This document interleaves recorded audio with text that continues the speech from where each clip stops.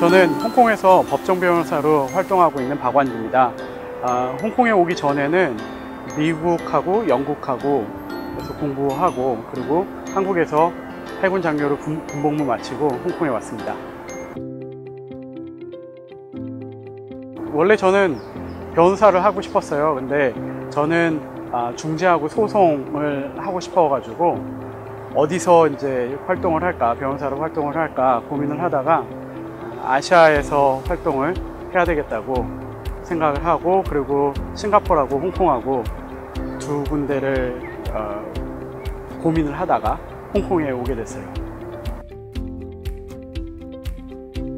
법정 변호사는 법정에 들어가서 실제로 변론을 할 수 있는 권한이 주어져 가지고 의뢰인들 아니면 고객들을 대리를 해 가지고 법정에서 변론을 하고, 그리고 법정에 내는 서면도 작성을 하고, 그리고 전반적으로 홍콩법에 대해서 자문도 하고 있습니다.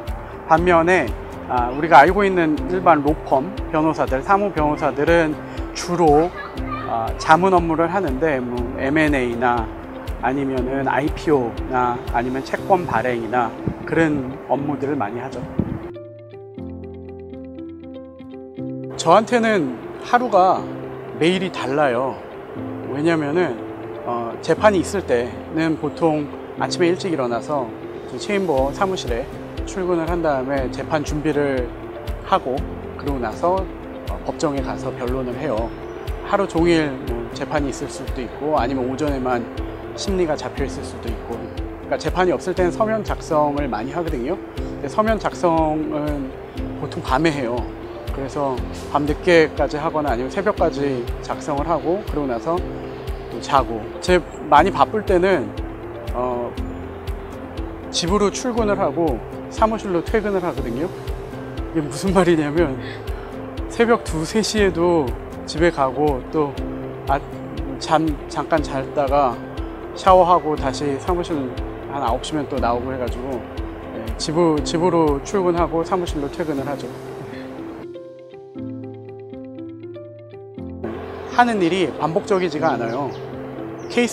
새로운 사건을 맡아가지고 또 변론을 하다 보면은 다루는 법도 굉장히 다양하고, 그리고 고객들도 굉장히 다양하고, 또 분쟁이 생긴 그 산업들도 다양하기 때문에 정말 간접 경험을 많이 하게 되죠.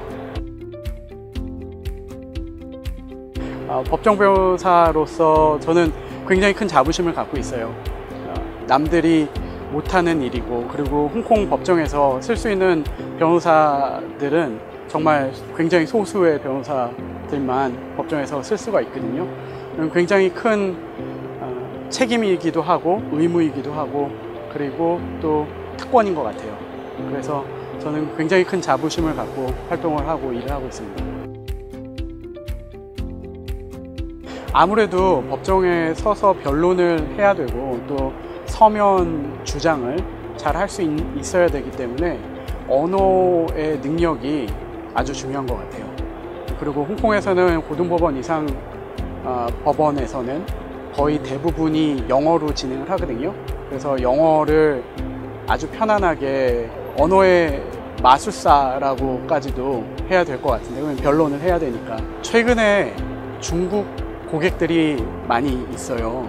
아무래도 홍콩이 이제 중국에 병합이 되는 과정 중에 있기 때문에 중국어를 할 수 있으면은 굉장히 도움이 많이 되죠. 홍콩에서는 변호사가 되는 방법이 두 가지가 있어요. 학부에서 법을 공부를 할 수도 있고 아니면 대학원에서 공부를 할 수도 있어요. 학부에서 법을 공부를 하게 되면은 4년 동안 공부를 하고, 그리고 대학원 과정은 2년 과정이에요. 근데 대학원으로 진학을 하게 되면은 그 하기 전에 다른 대학 과정을 마쳐야 되죠. 대학 과정이든 아니면 대학원 과정이든 마치고 나면은 우리나라로 치면 사법연수원 과정 같은 게 있어요. PCLL이라고 하는 과정인데 그 과정에 지원을 해야 돼요. 근데 이 과정에 지원을 해가지고 붙는 게 그렇게 쉽지가 않아요. 요즘 홍콩에서도 변호사 하고 싶어 하는 학생들이 굉장히 많아가지고 그 경쟁이 굉장히 치열해요. 지금 우리나라하고 가장 큰 무역 상대국이 중국이거든요. 무역이 많고 또 교역량이 많다는 얘기는 그만큼 분쟁이 많이 발생할 수밖에 없다는 얘기예요. 미국이 한때 우리나라의 가장 큰 교역국이었는데 이제는 중국이 가장 큰 교역국이고, 그리고 홍콩하고 한홍 간의 교역량이 네 번째예요. 첫 번째 중국, 두 번째 미국, 세 번째 일본, 그 다음에 홍콩이거든요. 그렇다 그러면은 중국하고 홍콩하고 합쳐놓으면은 한국하고 어마어마한 교역을 하고 있어요. 근데 그렇게 많이 교역을 할 때는 분쟁이 생길 수밖에 없죠. 그 분쟁을 해결할 수 있는 변호사가 필요한데, 분쟁 해결을 할 수 있는 변호사의 수요는 충분히 있어요.